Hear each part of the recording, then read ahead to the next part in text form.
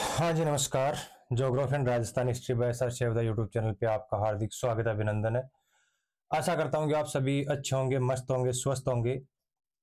आज की रिकॉर्डेड जो क्लास रहेगी इसमें अब आज से जो राजस्थान ज्योग्राफी है उसका अध्ययन स्टार्ट होगा, जिसमें रिकॉर्डेड क्लास में हम ये देखेंगे कि राजस्थान ज्योग्राफी के जितने भी क्वेश्चन है वो किस प्रकार के बन रहे हैं, किस प्रकार के क्वेश्चन हमारे सामने परीक्षा में निकल के हमारे सामने आ रहे हैं।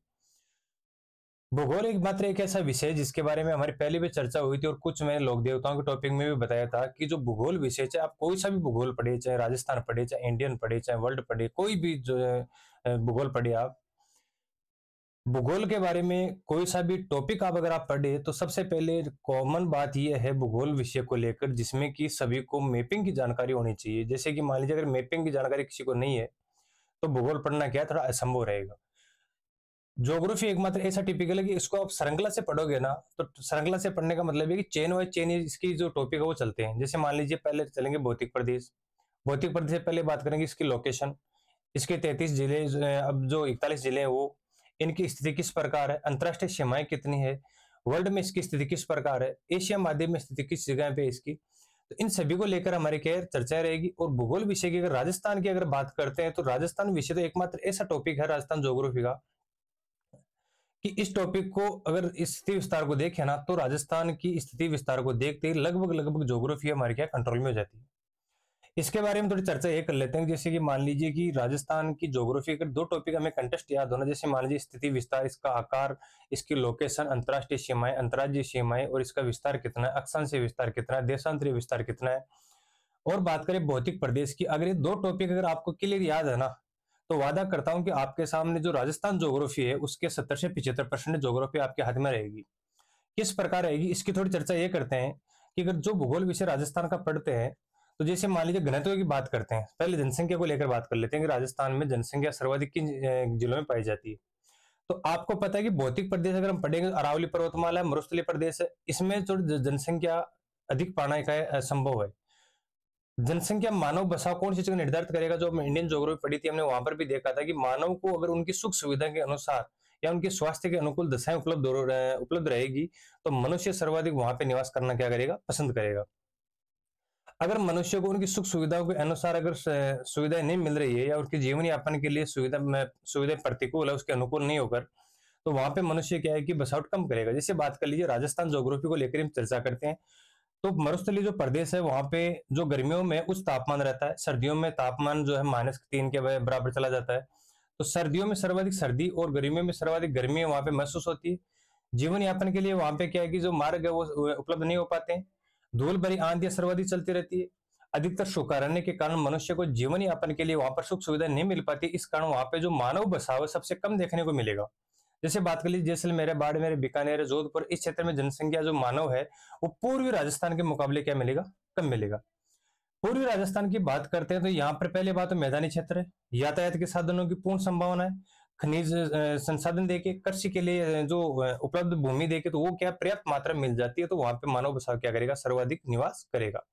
दूसरी बात कर ले शिक्षा को लेकर, जहां पे मानव सर्वाधिक रहेंगे या पढ़ने वाले विद्यार्थी सर्वाधिक रहेंगे, तो वहां पर जो एजुकेशन लाइन है वो भी सर्वाधिक देखने को मिलेगी। और जहां पे मनुष्य या पढ़ने वाले विद्यार्थी कम है, तो वहां पे जो एजुकेशन की जो लाइन है वो भी कम देखने को मिलती है। इसी की बात कर लेते हैं पशुओं को लेके। पशुओं को लेके देखते हैं कि मान लीजिए क्वेश्चन ये आ गया है कि सर्वाधिक पशु किस क्षेत्र में निवास करते हैं या किन जिलों में निवास करते हैं।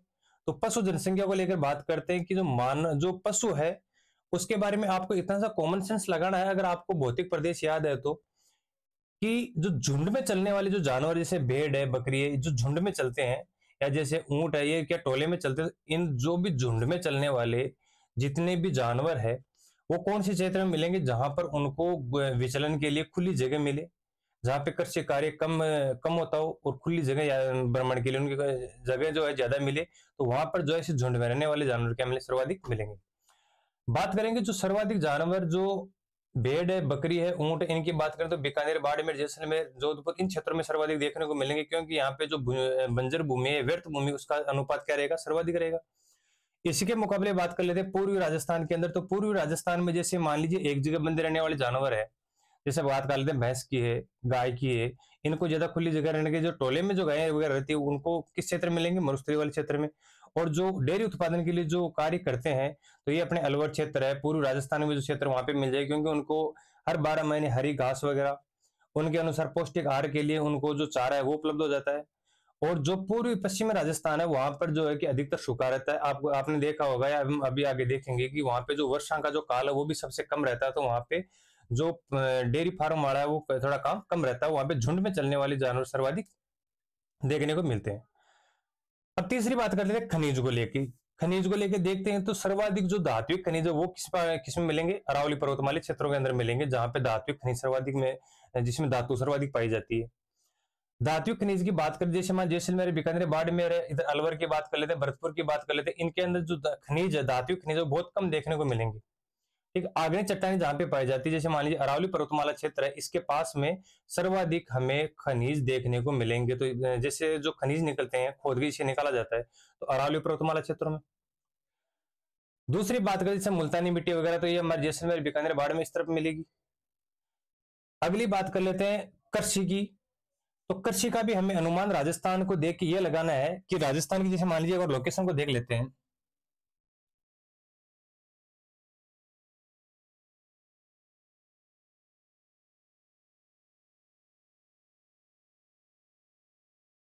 ये मान लीजिए राजस्थान है, तो राजस्थान की बात करने, इधर अरावली पर्वतमाला जो राजस्थान को बराबर दो भागों में डिवाइडेशन करती है।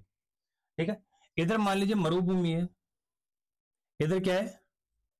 मैदान है। ठीक है, तो मानव की बात कर लेते हैं। सबसे पहले मानव जो है, मानव के जीवन यापन के लिए, यातायात के लिए, उसके जो उद्योग धंधों के लिए जो सर्वाधिक भूमि की बात करें तो उसको मैदानी क्षेत्रों में देखने को मिलेगी। जैसे बात कर लेते हैं गन्ना है, चीनी उद्योग लगाना है, तो गन्ना कौन सी जगह होगा? मैदानी क्षेत्रों में सर्वाधिक होगा। मरुस्थलीय क्षेत्र में गन्ने की फसल नहीं हो पाती, क्योंकि वहां बारिश की संभावना कम है, पानी की उपलब्धता कम रहती है, इसलिए वहां पे कृषि उद्योग कम लगेगा। जो नहर है, इंदिरा गांधी नहर, गंगा नहर, इसके आधार पर देखते हो हनुमानगढ़ है, गंगानगर, इन क्षेत्रों में भी ऐसे उद्योग ज्यादा लगाए जा रहे हैं। तो जो मानव है सर्वाधिक बसाव कौन सी जगह करेगा? जीवन यापन के लिए उसे अच्छी सुविधा कौन सी जगह मिलेगी? मैदानी क्षेत्रों में। तो मानव बसाव कौन सी जगह करेगा? मैदानी क्षेत्रों में। बात कर लेते हैं जो पशु है, जो पशु है, पशुओं में दो प्रकार के पशु पाए जाते हैं। जो पशु है वो दो प्रकार के पाए जाते हैं। एक तो पाए जाते हैं अधिक संख्या में, अधिक संख्या में, एक पाए जाते हैं कम संख्या में। ठीक है, बात कर लेते हैं झुंड में चलने वाले और स्थायी रहने वाले। जो पशु झुंड में चलते हैं, जैसे मान लीजिए भेड़ है, बकरी है, ऊंट है, और भी कोई भी जो भेड़ है, जो बड़ी, जो अपने बात कर लेते हैं जो गायें हैं, जो झुंड में चलती है, तो कौन सी जगह मिलेगी सर्वाधिक? हमें इस क्षेत्र में देखने को मिलेगी, मरुवाड़े में। क्यों? यहाँ पे इसका कारण क्या है मिलने में? खुली जगह है। ठीक, खुली जगह मिल जाती है इनको, खुले विचलन के लिए उपलब्ध भूमि मिल जाती है। अगर इस मैदानी क्षेत्रों में क्या है कि अधिकतर जो भूमि उस पर कृषि कार्य किया जाता है, तो यहाँ पे जो भूमि है वो खुली बहुत कम मिलती है, इसलिए यहाँ पे जो डेयरी फार्म वगैरह जो व्यक्ति कार्य करता है वो यहाँ पे मिल पाती है। ठीक है, पशुओं के बारे में बात करते हैं खनिज की।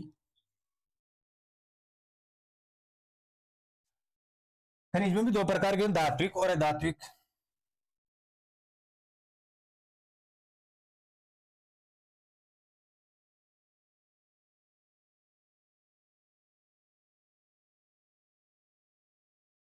धात्विक और अधात्विक। अब धात्विक में क्या होता है? धात्विक खनिज उन जगह मिलेंगे जहां पे प्राचीन पर्वतमालाएं हैं, पहाड़ी श्रेणी है, आग्नेय चट्टानें पाई जाती है, कायांतरित पाई जाती है, रूपांतरित पाई जाती है। इन चट्टानों में अधिकतर जो कौन से खनिज देखने को मिलेंगे? धात्विक खनिज मिलेंगे, जिसमें धातुओं का अंश पाया जाता है। अधात्विक खनिज की बात करते हैं, पेट्रोलियम है, बात कर लेते हैं यहाँ पे अपने मुल्तानी मिट्टी है, डीजल है, इनकी बात कर ले, इनमें धातु का अंश नहीं पाया जाता, तो वो अरावली पर्वतमाला क्षेत्र को छोड़ के अन्य स्थानों पे मिलते हैं। तो बात ये, अरावली पर्वतमाला क्षेत्र में धात्विक खनिज, अन्य क्षेत्रों में मिलेंगे तो अधात्विक खनिज में सर्वाधिक देखने को मिलेंगे। मैं मेन बता रहा हूँ आपको, मेन एक डायग्राम के तौर में, कि आपके दिमाग में इस प्रकार की श्रृंखला बन जाए। ठीक है, मानव की बात होगी, पशु की बात होगी, उद्योग धंधों की बात करते हैं। तो उद्योग धंधे जो भी अपने कृषि कार्यों में संबंधित जो भी उद्योग धंधे, गुड़ की बात कर लेते हैं, ठीक है। चीनी वाले उद्योग की बात कर लेते हैं, अनाजों के बारे में लेकर उसको उद्योग धंधे बात करते हैं। जो उद्योग धंधे कौन सी जगह लगाए जाएंगे? मैदानी क्षेत्रों में। और जिस क्षेत्रों के अंदर जो भूमि है वहां पे सर्वाधिक पैदावार भी होती है, जहां पे उद्योग धंधे लगाने की संभावना कम है, जैसे मान लीजिए गंवार है, बाजरा है, इनकी बात सर्वाधिक पैदावार जैसे हमारे मरुस्थलीय क्षेत्र में होती है, तो इनकी डिमांड रहती है कि इनको अधिक समय तक स्टोर रखे तो कोई इसमें नुकसान वाली दिक्कत नहीं है। लेकिन जैसे गन्ने की बात कर लेते हैं, गन्ने को कटाई करने के बाद से हाथों हाथ उसे फैक्ट्री में पहुंचाना पड़ता है। ठीक है। तो जो खराब नहीं होने वाली वस्तु, अधिक समय तक चलने वाले जो अनाज है, उनको उपयोग बाद में लिया जा सकता है, तो वो अधिकतर मरुस्थलीय क्षेत्र में देखने को मिलेगी। और ऐसे जो क्षेत्र या ऐसी जो कृषि जिससे तुरंत काम में लिया जाना जरूरी होता है, जैसे गन्ने की कृषि है, तो जो उद्योग धंधे गन्ने के या गुड़ में चीनी के उद्योग धंधे, वो कौन से क्षेत्र में मिलेंगे? हमारे को पूरे क्षेत्र में देखने को मिलेंगे। कृषि की बात करते हैं।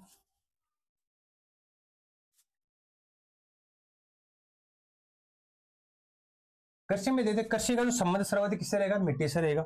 ये चार भौतिक प्रदेश याद रखने के बाद में, जैसे मरुस्थलीय प्रदेश, इसमें किस प्रकार की फसल बो जाती है हमें वो पता है कि चल जाएगी कैसे। बारिश कम होती है, सबसे जिस फसल को सबसे कम पानी की आवश्यकता हो वो फसल कौन सी जगह बोई जाएगी? मरुस्थलीय वाले क्षेत्रों में बोई जाती है। जिस फसल को सर्वाधिक पानी की आवश्यकता हो, जहां पे पानी की उपलब्धता हो, उसी क्षेत्र में बोई जाएगी। जैसे बात कर लेते हैं, बाजरा है, गंवार है, मोट है, मूंग है, ये जो अपने बात करें वर्षा ऋतु में बोई जाती है, तो उनको वर्षा की पर्याप्त मात्रा उपलब्ध हो जाती है, तो इस क्षेत्र में सर्वाधिक बोई जाएगी। जैसे बात शीतकाल में जो फसलें बोई जाती है, उनको पानी की सर्वाधिक आवश्यकता पड़ती है, जैसे गेहूं है, जो है, चना है, सरसों है, तो ये इनको अगर पानी की सर्वाधिक आवश्यकता रहेगी, मरुस्थलीय क्षेत्रों में वर्षा कम होती है, पानी का स्टॉक कम हो पाता है, तो इस प्रकार की जो फसलें जिनको सर्वाधिक पानी की आवश्यकता रहेगी, वो कौन सी जगह बोई जाएगी? पूरी राजस्थान में बोई जाएगी। दूसरी बात करते हैं कृषि की, एक तो इस मिट्टी को लेकर दूसरी बात होती है इसमें कि राजस्थान के अंदर जो कृषि है वो मिट्टी के अनुसार बोई जाती है। जैसे बात कर लेते हैं कपास की, तो कपास के लिए काली मिट्टी आवश्यकता है। अगर हम चारों या भौतिक प्रदेश पढ़ेंगे, तो हाड़ौती जो प्रदेश है, ठीक है, दक्षिण पूर्वी क्षेत्र है, यानी कि जो पठारी क्षेत्र है, इसमें काली मिट्टी का जमाव अधिकतर है, क्योंकि यहाँ पे जो उद्गार हुआ था ज्वालामुखी और दरारी उद्गार हुआ था, जिससे यहाँ पे पठारी प्रकार की भूमि पाई जाती है। तो इसमें जो काली मिट्टी पाई जाती है, यहाँ पे कपास सर्वाधिक बोई जाती है, कपास है, सोयाबीन, इस प्रकार की कृषि सर्वाधिक की जाती है। तो ये बात होगी मिट्टी की, पशुओं की, मानव की, उद्योग धंधों को लेकर, धात्विक खनिजों को लेकर की मोटे तौर से, कि राजस्थान की ज्योग्राफी पढ़ने के लिए इजिली काम किस प्रकार होता है। जैसे मैं आपके सामने बात करता हूँ पेट्रोलियम पदार्थों की, जैसे बात है कि सर्वाधिक पेट्रोल राजस्थान में पाए जाते हैं, पश्चिमी क्षेत्र में, पूर्वी क्षेत्र में, मध्यवर्ती क्षेत्र में, दक्षिणी क्षेत्र में। तो सर्वाधिक कौन सी जगह पाए जाएंगे? पश्चिम क्षेत्र के अंदर। बात करता हूँ कि सर्वाधिक गन्ने की फसल बोई जाती है राजस्थान में, जिलों का नाम लेता हूँ, जैसे कोटा है, झालावाड़ है, बांसवाड़ा, एक मान लीजिए एक क्वेश्चन में आ गया, एक में आ गया सिक्कर है, नागौर है, जोधपुर है, एक ऑप्शन में आ गया जैसलमेर, बीकानेर, बाड़मेर आ गया। एक की बात कर लें, यहाँ पे डूंगरपुर है, उदयपुर, सिरोवाल आ गया। तो सर्वाधिक हमें मिट्टी के अनुसार पता रहेगा, तो कौन से क्षेत्र में सर्वाधिक बोई जाती है? राजस्थान के दक्षिणी पूर्वी क्षेत्र के अंदर, हाड़ौती क्षेत्र के अंदर जो काली मिट्टी होती है, वहां पे कपास बोई जाती है। बात कर लेते हैं गेहूं की, तो गेहूं के अंदर दो प्रकार की हमें देखने में मिलेगी कि गंगानगर, हनुमानगढ़ में गेहूं सर्वाधिक किया जाता है। क्यों किया जाता है? क्योंकि यहाँ पे नहरों का सर्वाधिक प्रचलन है, तो पानी की आवश्यकता जो है उनको ज्यादा उसको भटकना नहीं पड़ता, तो पानी की जो पूर्ति है वो उनको वहां पे प्राप्त हो जाती है नहरों के द्वारा। तो सर्वाधिक गेहूं कौन सी? हनुमानगढ़, गंगानगर में किया जाएगा। अब ऑप्शन में एक में गंगानगर, हनुमानगढ़ आ जाए, एक में आ जाए यहाँ पे जैसे बारह है, बांसवाड़ा आ जाए, एक में शिरो, उदयपुर आ जाए, एक में जैसलमेर, बाड़मेर आ जाए। तो आपको इतना तो कॉमन सेंस होना चाहिए कि कौन सी जगह सर्वाधिक गेहूं किया जाता है, तो गंगानगर, हनुमानगढ़ में। ठीक है। फिर बात कर लेते हैं सोयाबीन वगैरह है, तो ये भी काली मिट्टी वाले कपास के साथ में की जाती है। तो इस प्रकार की जो फसलें हैं, मानव है, बात करते हैं पशुओं की बात करें, तो अगर इस प्रकार के ऑप्शन आएंगे, तो आपको पता है कि चार ऑप्शन आएंगे, उनमें से एक या दो ऑप्शन उनसे मिलता जुलता आएगा, बाकी का दो ऑप्शन को आप डायरेक्ट काट सकते हो। कैसे काट सकते हो? जैसे मान लीजिए यहाँ पे बात करते हैं कपास की, देख लेते हैं एक बार कि कपास सर्वाधिक बोई जाती है, तो कोटा है, बारह, झालावाड़, एक या बात कर लेते हैं कोटा है, और यहाँ पे बात कर लें झालावाड़ में, और फिर एक ऑप्शन में आएगा सिक्कर, चूरू, एक में आएगा जैसलमेर, बाढ़ में, एक में आएगा गंगानगर, हनुमानगढ़। तो हमें ये देखना है कि यहाँ पे नहरी क्षेत्र कपास की जाती, यहाँ पर भी कपास की जाती, लेकिन दो ऑप्शन इधर वाले और सिक्कर, चूरू वाले ऑप्शन देखते काट सकते हैं, लेकिन दो ऑप्शन जो रहेंगे कोटा वाला और गंगानगर वाले में देखना है, इनमें भी हमें देखना है कि काली मिट्टी को काली कपास मिट्टी भी कहा जाता है। तो सर्वाधिक कपास कौन सी जगह बोई जाएगी?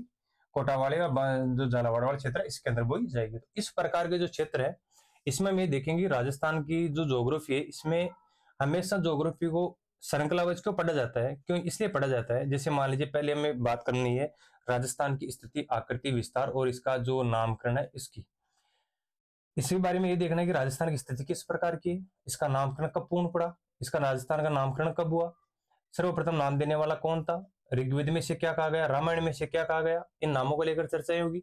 उसके बाद में देखते हैं इसकी अक्षांशीय देशांतर स्थिति के बारे में, फिर देखेंगे इनकी लोकेशन किस प्रकार की, फिर देखेंगे कि इसकी जो अंतरराज्यीय जो जिले हैं, सॉरी राज्य हैं वो कौन से हैं, अंतरराष्ट्रीय सीमा वाले कौन से हैं, इन सभी की चर्चाएं होगी। तो राजस्थान, इसके बाद में बात करेंगे भौतिक प्रदेशों की, फिर मिट्टी की, फिर वनस्पति की। ऐसे करके राजस्थान की जो ज्योग्राफी है वो कड़ी बाई कड़ी चलती है हमेशा, ऐसे नहीं चलती कि डायरेक्ट हमने वनस्पति के बारे में पढ़ने लगे, कभी नहीं पढ़ सकते। जैसे बात करते हैं कभी वनस्पति के बारे में पढ़ने लगे, ऐसी बात सदाबहार वनस्पति पाई जाती है राजस्थान के दक्षिणी क्षेत्रों के अंदर, या बात करते हैं उत्तरी क्षेत्र के अंदर, या बात करें पूर्व या पश्चिमी, तो आपको ये पता नहीं कि उत्तरी कौन सा, दक्षिणी कौन सा, पूर्वी कौन सा, पश्चिमी कौन सा, तो हम नहीं बता सकते।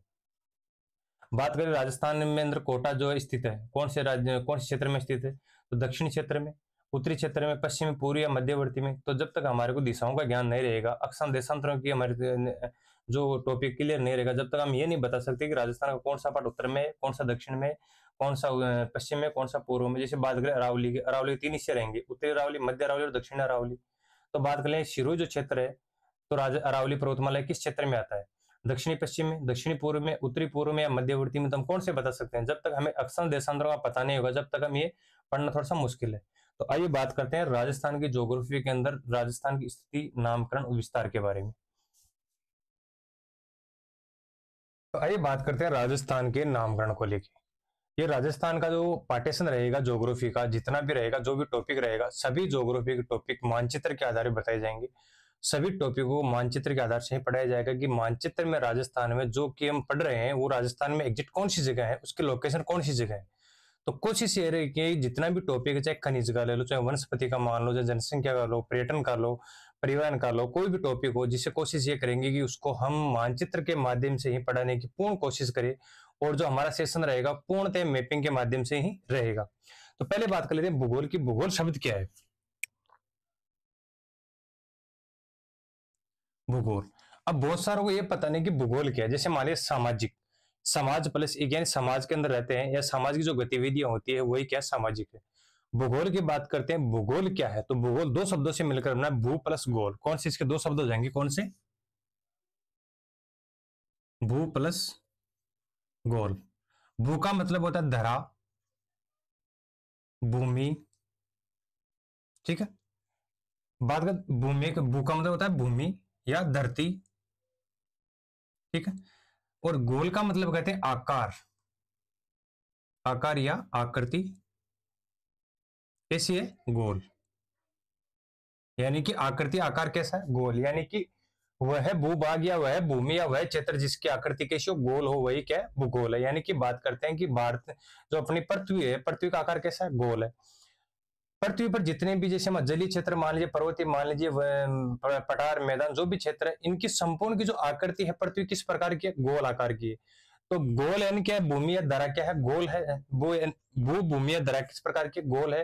तो भूगोल ही, यानी जिसमें गोल आकार में वनस्पति का या उस भूमि का वर्णन किया जाता है, उसे क्या कहते हैं, भूगोल कहते हैं। तो भू यानी धरती, यानी क्या हो गया, भू गोल। तो इसका शाब्दिक अर्थ क्या बन गया, भूगोल, ठीक है। ये तो गया भूगोल की बात। अब पकड़े ज्योग्राफी की, जियो प्लस ग्राफो।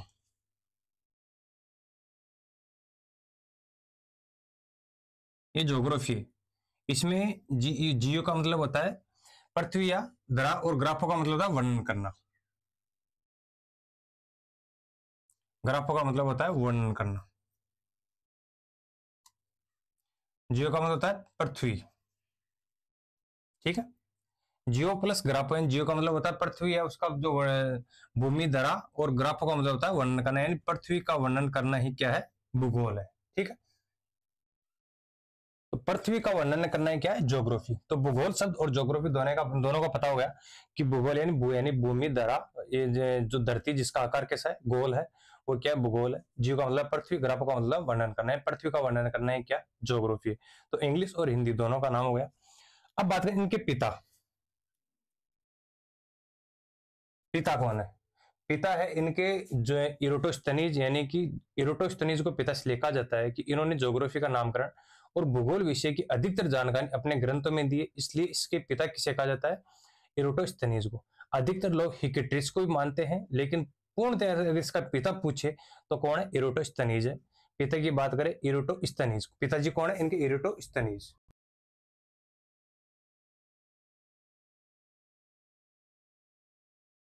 ठीक है,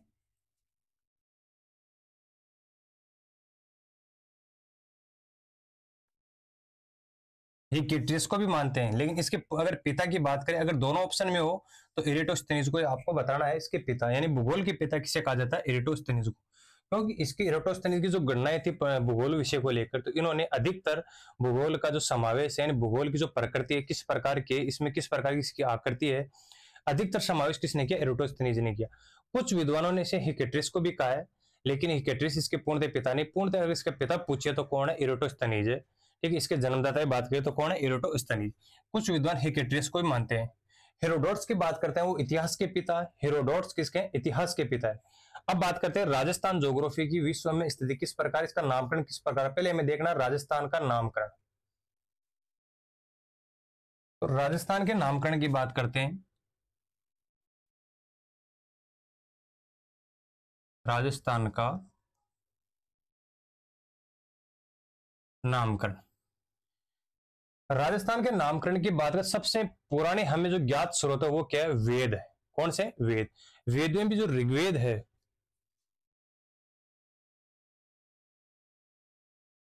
ऋग्वेद में इसको क्या नाम दिया गया, राजस्थान को इसे कहा गया ब्रह्मवर्त,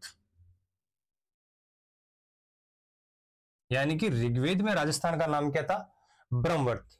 अब बात करते हैं रामायण। रामायण में नाम है मरुकांतर, मरुकांतर। ठीक है, रामायण में, ऋग्वेद में बात हो गया ब्रह्मवर्त, रामायण में बात हो गई मरुकांतर। अब बात करते हैं 682 का शिलालेख है खिम्मल माता मंदिर बसंतगढ़ सिरोही में। 682 विक्रम संवत, विक्रम संवत 682 का जो शिलालेख है खिम्मल माता मंदिर में, खिम्मल माता मंदिर बसंतगढ़ शिलालेख सिरोही में, इसमें नाम दिया गया राजस्थानादित्य, राजस्थानादित्य,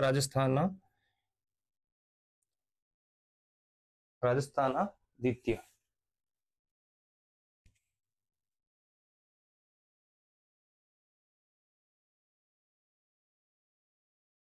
ये जो नाम दिया गया राजस्थानादित्य, अब देखो इसकी एक चीज विशेषता ये है, ब्रह्मवर्त कहा गया, मरुकांतर, ये तो अधिक जो भूमि वाले क्षेत्र है, जो राजस्थान का एग्जिट क्षेत्र, उसके बारे में नाम दिया गया है ब्रह्मवर्त और मरुकांतर।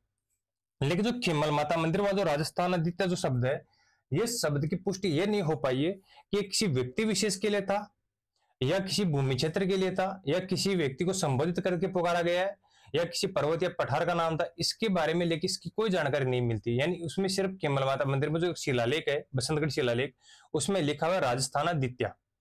अब इस राजस्थानादित्य शब्द से यह पता नहीं पड़ता है कि ये जो पता नहीं है कि जो राजस्थानादित्य शब्द है वो इस भूमि विशेष के लिए कहा गया है, या हम बात करें कि किसी व्यक्ति विशेष के लिए कहा गया, या किसी पर्वत पठार मैदान के लिए कहा गया, या किसी पशु के लिए कहा गया, इसका वर्णन हमें नहीं मिलता।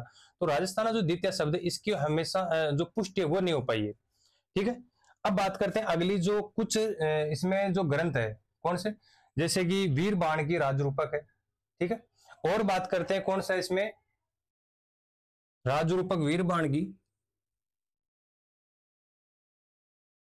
ठीक है, एक बात कर ले मोहनोत्नेन्सी की,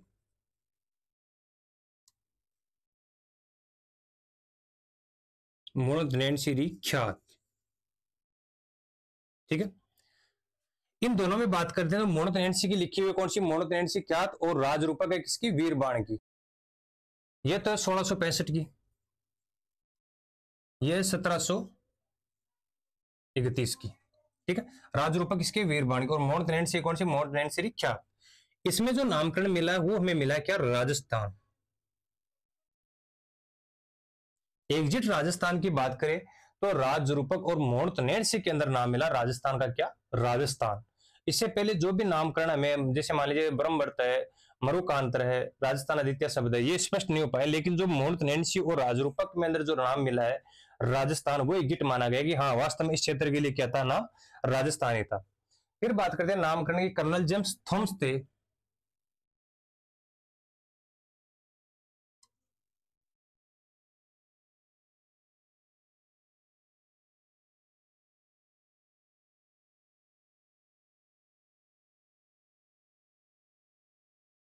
जो कर्नल जेम्स थॉमस, इन्होंने जो नाम दिया वो क्या दिया था, राजपूताना। ठीक है, यानी कर्नल जेम्स थॉमसन थे, उन्होंने नाम दिया था राजपूताना। अब आएगा कर्नल जेम्स टोड, लेकिन इनकी बात करते हैं, इन्हीं नामकरण के आधार पर राजस्थान को मरु प्रदेश और मरुवार या मरुभूमि, इन नामों से पुकारा गया था इस समय में, जहां पर इसका जो नामकरण हुआ था ना, मूर्धन्य राजस्थान, राजस्थान आदित्य, बसंतगढ़ शिलालेख में जो नाम मिला था मरुकांतर ब्रह्मवर्त, तो इसी के आधार पर मरु प्रदेश, मरुभूमि और मरुवार इस क्षेत्र को नाम दिया गया था। अब बात करते हैं कर्नल जेम्स टोड।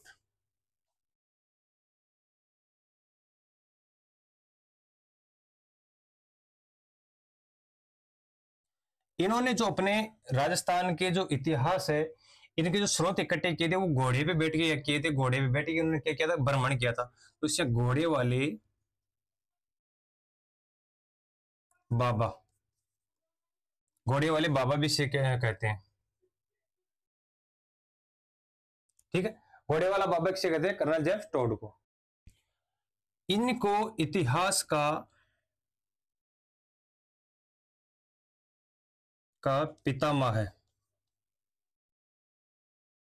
भी कहते हैं। क्यों कहते हैं, राजस्थान का आधुनिक जनक भी कहते हैं। राजस्थान के इतिहास का आधुनिक जनक भी इन्हें कहा जाता है। ठीक है, यानी घोड़े वाले बाबा क्यों कहा जाता है, क्योंकि घोड़े पे बैठ के इन्होंने क्या किया था, भ्रमण किया था, राजस्थान के जो भी स्रोत है वो इकट्ठे किए थे। इन्होंने राजस्थान का सर्वाधिक, जो सबसे पहले जो इतिहास है कर्नल जेम्स टोड ने लिखा, तो इसे इतिहास का पितामह, राजस्थान के इतिहास का पितामह भी कहा जाता है, इतिहास के जो राजस्थान का इतिहास के पिता भी कहा जाता है। और घोड़े पे बैठ के भ्रमण के, इसलिए घोड़े वाले बाबा भी कहा जाता है। इनकी जो पुस्तक प्रकाशित हुई थी 1829 में, उसका नाम है the annals and antiquities of Rajasthan. The annals of antiquities of Rajasthan. ठीक है, यह पुस्तक किसकी थी, 1829 में जो पास हुई थी, annals and antiquities of Rajasthan. ये किसकी, कर्नल जेम्स टोड की। अब इसको देखिए, जो इसका जो दूसरा नाम है अंग्रेजी में, ये पुस्तक, इसका दूसरा नाम भी, अगर इस पुस्तक की बात करें तो ये पुस्तक दो खंडों में प्रकाशित हुई, 1829 और 1835 के अंदर। ठीक है, तो ये राजस्थान के अंदर क्या करने के लिए आए थे, भ्रमण करने के लिए आए थे। द सेंट्रल, ठीक है, इसका जो दूसरा नाम है वो क्या है, द सेंट्रल एंड वेस्टर्न। ठीक है, यानी the central and western Rajput state of India. Rajput state of India, ये दूसरा नाम इस पुस्तक का। The annals of antiquities of Rajasthan का दूसरा नाम क्या है, central and western Rajput state of India. The annals of, sorry and है यहाँ पे, एफ नहीं and. The annals and antiquities of Rajasthan, इसका दूसरा नाम है the central and western Rajput state of India. ये किसकी पुस्तक है, 1829 में किसने लिखी, कर्नल जेम्स टोड ने। इन्होंने जो ये पुस्तकें लिखी थी, इनकी जो एक पुस्तक और है वो और है, कौन सी है, और एक पुस्तक और है, पश्चिमी भारत की यात्रा। ये दो पुस्तकें लिखी थी इन्होंने, the annals and antiquities of Rajasthan और पश्चिमी भारत की यात्रा। अब देखते इन यात्राओं के अंदर कर्नल जेम्स टोड है, उन्होंने क्या नाम दिया था राजस्थान को। रजवाड़ा है और जो राजपूताना है, रायथाना है, वो नाम किसने दिया, कर्नल जेम्स टोड ने। लेकिन इससे पहले इसको क्लीन कर लें, इसको देख लेते हैं। ऋग्वेद में नाम मिलेगा ब्रह्मवर्त, रामायण में मरुकांतर, और 682 का जो खिम्मन माता जो मंदिर है, खिम्मल माता जो मंदिर है बसंतगढ़ शिलालेख वहां पे, उसके अंदर नाम मिलता है राजस्थान विदित्या। अब राजस्थान विदित्या नाम का ये प्रमाणिक नहीं है कि किसके लिए दिया गया है, लेकिन जो राजस्थान की बात करें, प्रथम नाम कहां पे मिला है, 682 खिम्मल माता मंदिर में। प्रथम राजस्थान के नामकरण की बात करें, अगर क्वेश्चन आए कि राजस्थान में राजस्थान का सर्वप्रथम राजस्थान नाम कौन सी जगह मिला है, तो राजस्थान का जो खिम्मल माता मंदिर इसके अंदर मिला है। फिर बात कर ले कौन से ग्रंथों के अंदर सर्वप्रथम राजस्थान नाम मिला है, तो वीर बाण की पुस्तक है राजरूपक, और मोहन तनैन सीरी है, मोहन तनैन सीरी क्या 665 की, जिसके अंदर नाम मिला क्या, राजस्थान। बात करें राजस्थान की जो राजपूताना है, क्वेश्चन ये बहुत बार पूछा गया है, बहुत बार पूछा गया है कि राजस्थान को राजपूताना नाम किन्होंने दिया, तो कर्नल जेम्स थॉमसन और कर्नल जेम्स टोड दोनों नाम आएंगे। राजपूताना नाम किसने दिया है, रजवाड़ा किसने दिया है, रायथाना किसने दिया, ये नाम अलग है, राजपूताना याद रखना है। तो राजपूताना जो नाम है वो किसने दिया है, कर्नल जेम्स थॉमसन ने। थॉमसन ने किया सबसे पहले कि राजपूताना, राजपूताना इन्होंने नाम क्यों दिया है, वो राजपूताना नाम इसलिए दिया है क्योंकि पश्चिमी जो राजस्थान था इसके अंदर, या बात करें राजस्थान जो पश्चिम भारत के अंदर जो स्थित क्षेत्र है, इसमें सर्वाधिक जो शासन है राजपूतों ने किया है। तो जहां पे जो राजपूत शासन करते थे उस क्षेत्र को क्या नाम दिया, राजपूताना नाम दिया। किसने, कर्नल जेम्स थॉमसन ने।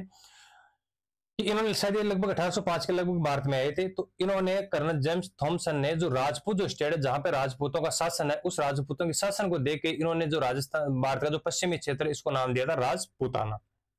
ठीक है, अब बात करते हैं जेम्स टोड की। इसके बाद में जो मरु है, मरु प्रदेश है, मरुआर, मरुभूमि, किसको कहा जाता है, राजस्थान को कहा जाता है। इसको क्लीन करके देखते हैं कि राजस्थान जो कर्नल जेम्स टोड है इन्होंने क्या क्या नाम दिए हैं। तो कर्नल जेम्स टोड ने जो नाम दिए थे वो है रजवाड़ा, रायथाना और राजस्थान।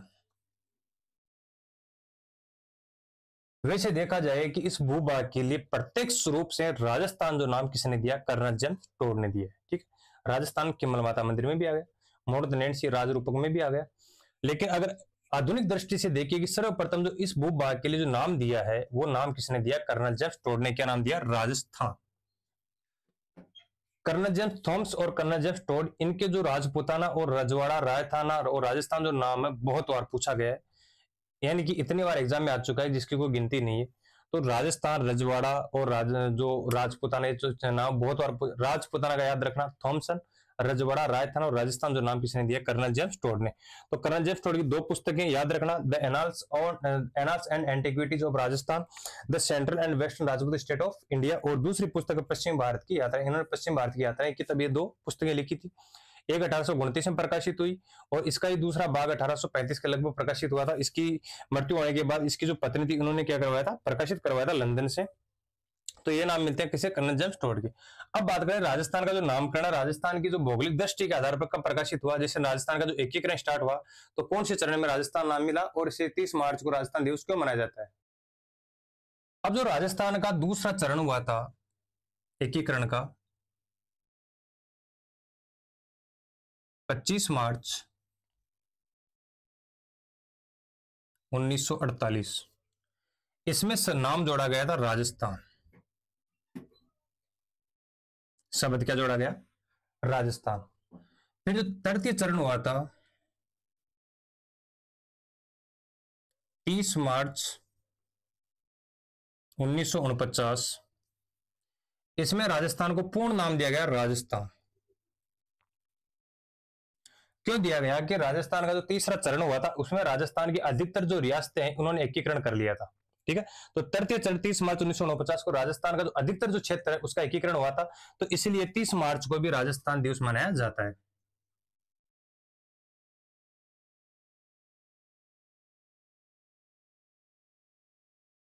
राजस्थान दिवस। ठीक है, 30 मार्च को क्या मनाया जाता है? राजस्थान दिवस क्यों मनाया जाता है? क्योंकि 30 मार्च को राजस्थान की जो अधिकतर रियासतें उन्होंने एकीकरण में हस्ताक्षर किए थे और राजस्थान का बहुत बड़ा जो क्षेत्र है वो इसमें एकीकरण में शामिल हो रहा है। 30 मार्च 1949 को राजस्थान जो सब जोड़ा गया था वो 25 मार्च 1948 को दूसरा चरण हुआ था, उसमें नाम जोड़ा गया था केवल 25 राजस्थान, ठीक। लेकिन तीसरे चरण में अधिकतर जो भूभाग है उसका राजस्थान में एकीकरण होने के कारण इसको राजस्थान नाम दिया गया है और 30 मार्च को राजस्थान दिवस के रूप में मनाया जाता है। और इसी समय वृहत राजस्थान संघ का गठन हुआ था।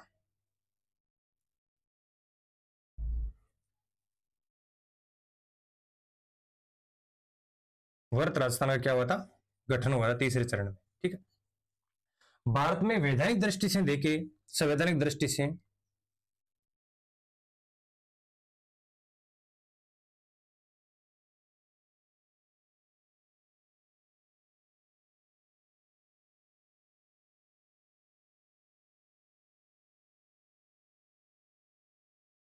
दृष्टि देखे तो जो संविधान जब लागू हुआ था 26 जनवरी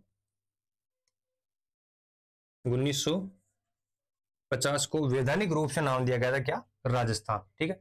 लेकिन वर्तमान स्वरूप की बात करते हैं,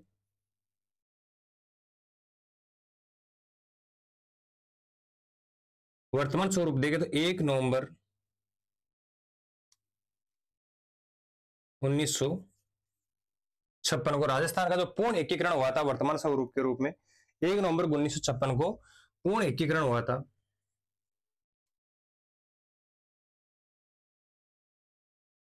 पूर्ण एकीकरण हुआ, ठीक है। तो अब बात करें राजस्थान के, राजस्थान को आधुनिक रूप से नाम भूभाग के लिए किसने दिया? कर्नल जेम्स टोड ने। राजस्थान सब जोड़ा गया राजस्थान के दूसरे चरण में 25 मार्च 1949 को।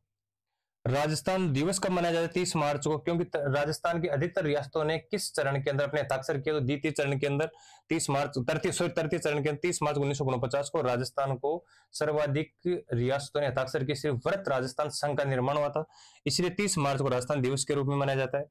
और संवैधानिक तौर से देखिए राजस्थान को राजस्थान का नाम कब दिया गया? तो संविधान, भारत का संविधान लागू हुआ 26 जनवरी 1950 को, तो राजस्थान का नामकरण किया पड़ा राजस्थान। वर्तमान स्वरूप की दृष्टि से देखें तो राजस्थान का उस समय पूर्ण एकीकरण नहीं हुआ था, एकीकरण में कुछ समय बाकी था, तो 1 नवंबर 1956 को पूर्ण राजस्थान का एकीकरण हुआ। तो वर्तमान स्वरूप क्वेश्चन देखो 3 प्रकार के होंगे। आधुनिक तौर पर सर्वप्रथम राजस्थान भूभाग को राजस्थान कहने वाले व्यक्ति कर्नल जेम्स टोड, पहली बात। सर्वप्रथम राजस्थान शब्द किस समय मिला देखने को? तो सबसे पहले अगर केमल माता मंदिर वाले में राजस्थान द्वितीय शब्द स्पष्ट लिखा हुआ है, राजस्थान द्वितीय शब्द सर्वप्रथम कहां पे देखने को मिला? तो केमल माता मंदिर की बसंतगढ़ शिलालेख में। फिर नाम आएगा किन ग्रंथों के अंदर राजस्थान शब्द मिला? तो राजरूपक और मोहनतनैन श्री ख्यात के अंदर देखने को मिला। राजरूपक 1731 में, 1665 के अंदर, मोहनतनैन श्री ख्यात में।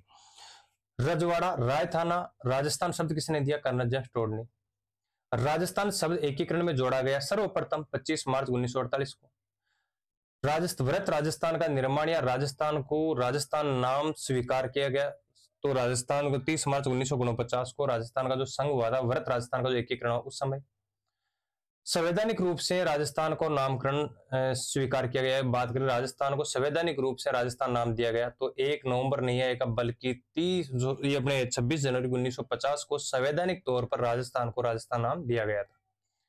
फिर बात करते हैं वर्तमान स्वरूप इसका, राजस्थान का जो वर्तमान स्वरूप कब हमारे सामने आया? वर्तमान स्वरूप में राजस्थान कब देखने को मिला, या उसके बाद करें वर्तमान स्वरूप का एकीकरण हुआ तो 1 नवंबर 1956 को वृहत रूप से, या बात करें कि सर्वसम्मति से या संवैधानिक तौर से किसी भी आधार पर बात करें तो पूर्ण रूप से राजस्थान का जो नामकरण 1 नवंबर 1956 को इसका वर्तमान स्वरूप में देखने को मिला है। तो ये बात होगी राजस्थान के नामकरण को लेकर कि राजस्थान का नामकरण किस आधार पर हुआ है। अब हमें देखते हैं कि एक सोचने वाली बात यह कि राजस्थान का जो नामकरण है कि ऋग्वेद में क्या कहा गया, रामायण में क्या कहा, केमल माता मंदिर वाले में शिलालेख में क्या है, किन्होंने क्या नाम दिया, तो हमें राजस्थान की अब तक के कम से कम भी 10-12 नाम देखने को मिल गए होंगे। तो ये तो हुई राजस्थान के नामकरण की बात। अब देखते हैं राजस्थान की वर्ल्ड में स्थिति किस दिशा में, एशिया महाद्वीप में किस दिशा में, और बात करते हैं कि राजस्थान की जो स्थिति है अपने भारत के अंदर किस दिशा में, और फिर बात करेंगे राजस्थान के अक्षांश देशांतर, राजस्थान के जो क्षेत्रफल है उसकी चर्चा करेंगे, उसका जो उत्तर से दक्षिण तक विस्तार कितना है, पूर्व से पश्चिम तक का विस्तार कितना है। यहां तक वाले में सिर्फ किसी ने ये पूछने वाला है annals and antiquities of Rajasthan पुस्तक किसकी है? कर्नल जेम्स टोड की। राजपुताना नाम किसने दिया? कर्नल जेम्स थॉमसन ने। रजवाड़ा राय थाना या राजस्थान नाम किसने दिया? कर्नल जेम्स टोड ने। तो यहां तक की बात हो गई हमारी राजस्थान के नामकरण को लेकर। अब देखनी है राजस्थान की जो वर्ल्ड में स्थिति किस प्रकार है, एशिया महाद्वीप में कौन सी जगह है, और राजस्थान, भारत के अंदर राजस्थान की स्थिति कैसी है। और एक क्वेश्चन ये और रह गया कि जो annals and antiquities of Rajasthan जो पुस्तक थी, इसका जो हिंदी में अनुवाद किसने किया था? तो इसका जो हीराचंद जो गौरीशंकर ओझा है, इन्होंने इसका क्या किया था? हिंदी अनुवाद किया था। तो पंडित गौरीशंकर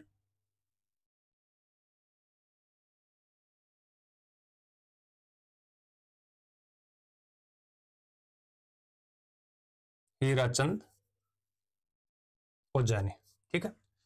और जो अपना ब्यावर है, इसको कर्नल जेम्स टोड के नाम पर ही टोडगढ़, जो शासक कौन थे? भीम सिंह, इसे इसका नाम क्या रखा? टोडगढ़ ब्यावर का। अब वर्तमान ब्यावर टोडगढ़ जो नाम रखा था किसने? भीम सिंह ने इसका नाम रखा था क्या? टोडगढ़। और जो annals and antiquities of Rajasthan जो पुस्तक है, इसका जो हिंदी में अनुवाद किया था वो किसको दिया था? पंडित गौरीशंकर हीराचंद ओझा ने। अब बात करते हैं राजस्थान की।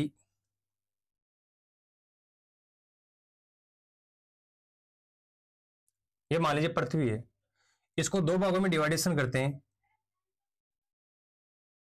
पूर्वी गोलार्ध और यह पश्चिमी गोलार्ध। गोला मतलब गोले का आधा भाग, गोलार्ध का मतलब ये होता है गोले का आधा भाग।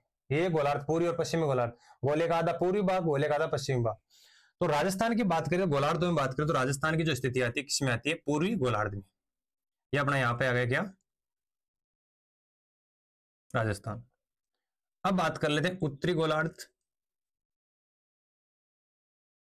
और दक्षिणी गोलार्ध। इसमें बात करें राजस्थान की स्थिति आएगी उत्तर के अंदर,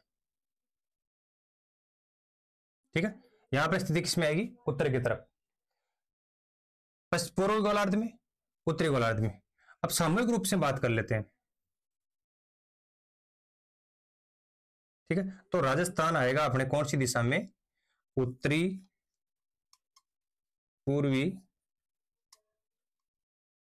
गोलार्ध में, ठीक है। तीन क्वेश्चन हो गए। अगर क्वेश्चन पूछे राजस्थान किस गोलार्ध में? पूर्वी पश्चिमी, तो किसमें? पूर्व में। पूछे उत्तर में एक दक्षिणी में, तो उत्तरी गोलार्ध में। और यहाँ पे बात करें तो कौन सी गोलार्ध में? उत्तरी पूर्वी गोलार्ध में क्या अपना राजस्थान है। अब बात कर ले मैप के आधार पर कि मैप में इसकी जो वर्ल्ड में जो लोकेशन है कौन सी जगह है।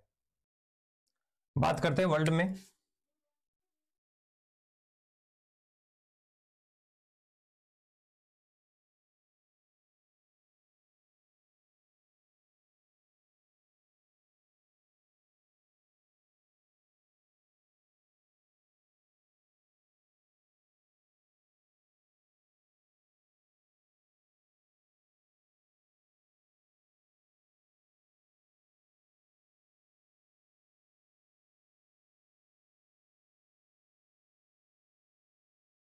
ठीक है, तो ये हमारा वर्ल्ड है। वर्ल्ड के अंदर जो विश्व का नक्शा है, इसके अंदर जो अपना भारत है, वो भारत इस जगह पे।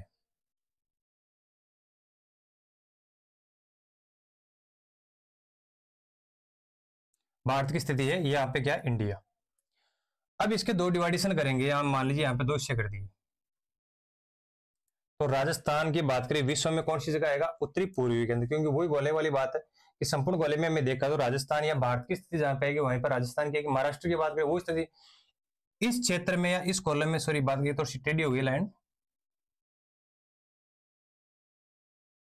ये मान लीजिए लाइन इस जगह पे है, तो इसके दो डिवाइडेशन में बात करते हैं। तो इसका जो डिवाइडेशन है, ये पूर्वी वाला भाग, ये उत्तरी वाला भाग। तो विश्व में बात करें तो उत्तरी पूर्वी दिशा में, ठीक है, या गोलार्ध में। अब बात कर लेते हैं एशिया के अंदर, ठीक है। ये इतना क्या आ गया? एशिया, ठीक है। एशिया में इसके डिवाइडेशन करेंगे तो राजस्थान की स्थिति किस में आएगी? पश्चिमी दिशा में। तो दक्षिणी पश्चिमी दिशा में, ठीक है।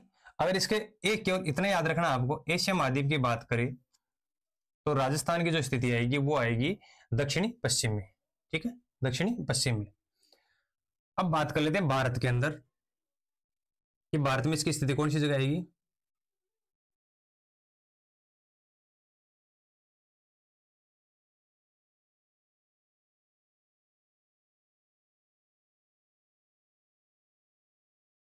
ये अपना क्या है, भारत है। इसके भी अगर दो डिवाइडेशन करते हैं, भारत है जो राजस्थान के किस में आता है, उत्तर पश्चिमी दिशा में। अब तीन दिशाएं याद रखनी है। वर्ल्ड में बात करें उत्तर पूर्वी, एशिया में बात करें तो दक्षिणी पश्चिम में। ठीक है, यहां पे आ गया दक्षिण पश्चिमी, तो दक्षिणी पश्चिमी। एशिया में बात करें दक्षिणी पश्चिमी। भारत में बात करते हैं तो उत्तरी पश्चिमी। यहाँ पे कौन सा आ गया, उत्तरी पश्चिमी। तो तीन लोकेशन की बात हो गई। उत्तरी पूर्वी गोलार्ध विश्व में, दक्षिणी पश्चिमी बात करें एशिया महाद्वीप में, और बात करें उत्तरी पश्चिमी दिशा में, तो कौन सा आ गया, भारत के अंदर इसकी स्थिति आ गई। तो ये बात होगी भारत की स्थिति को लेकर, इसके नामकरण को लेकर। नेक्स्ट क्लास में हमारी जो चर्चा होगी वो रहेगी भारत में अक्षांशीय देशांतरीय विस्तार को लेके, भारत के राजस्थान के क्षेत्रफल को लेके, और राजस्थान के अंदर जो सीमावर्ती जो क्षेत्र है कौन कौन से हैं, सीमा की अंतर्राज्यीय कितनी है, अंतर्राष्ट्रीय कितनी है। क्योंकि अगर इस क्लास में ज्यादा लेंगे तो ये क्लास बहुत ज्यादा लंबी हो रही है। तो इस क्लास को टाइम के अनुसार देखते हुए, ये लगभग 46-47 मिनट की तो होगी, 50 मिनट की हो जाएगी। तो इसको देखते हुए अभी इस क्लास में इतना ही रहेगा, और नेक्स्ट क्लास हमारी जो आएगी कल, उसके अंदर देखना है कि राजस्थान का जो क्षेत्रफल है वो कितना है, राजस्थान का अक्षांशीय देशांतर विस्तार कितना है, राजस्थान की चतुष्फलक की आकृति कितनी है, राजस्थान का अक्षांशीय विस्तार की बात 23 डिग्री 03 मिनट से 30 डिग्री 12 मिनट, ठीक है, 69 डिग्री से लेके यहाँ पे बात करें 78 डिग्री तक। इसका जो 826 किलो जो लंबाई है चौड़ाई, वो इसकी पतंगाकार आकृति किसने कहा।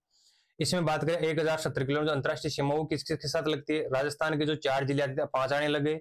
अंतर्राज्यीय सीमा की बात करें, अंतर्राज्यीय सीमा पे कौन कौन से जो राज्य लगते हैं उनकी सीमाएं कितनी लगती है, उनमें अंदर जो नए जिले बने, डींग है, केरथल तिजारा है, कोटपुतली बैरोड है, ये तीन जो सीमावर्ती जो नए जिले बने इनकी संख्या बढ़ जाएगी। तो ये कौन कौन सी जगह लगते हैं, तो इनको लेकर जो हमारी चर्चाएं रहेगी वो कल रहेगी, कल की क्लास में, कि राजस्थान की जो स्थिति है उसकी अंतर्राष्ट्रीय सीमाएं वो कितनी है, और राजस्थान की जो स्थिति है उसके अंदर राजस्थान के जो 41 जिले हैं इसके लोकेशन किस जगह है। तो इस क्लास में इसको थोड़ी बड़ी हो रही है, तो इसको टाइम के अनुसार देखते हुए आज की क्लास में इतना ही।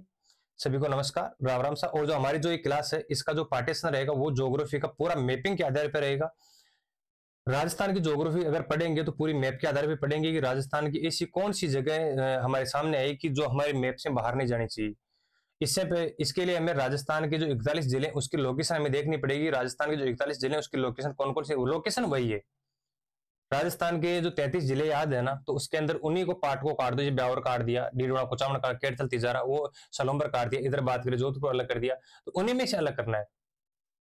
ठीक है, तो इनमें से अलग करना है, और यही जो जिले सेम रहेंगे, इनमें 8 की संख्या बढ़ा दो वो 41 हो जाएंगे। ठीक, तो कल की क्लास में रहेगा राजस्थान के क्षेत्रफल को लेके, राजस्थान की स्थलीय सीमाओं को लेके, और राजस्थान के जो भी अपने 41 जिले उनकी लोकेशन को लेके। तो आज की क्लास तक के लिए इतना ही। चैनल को लाइक शेयर सब्सक्राइब करते रहिए। नमस्कार।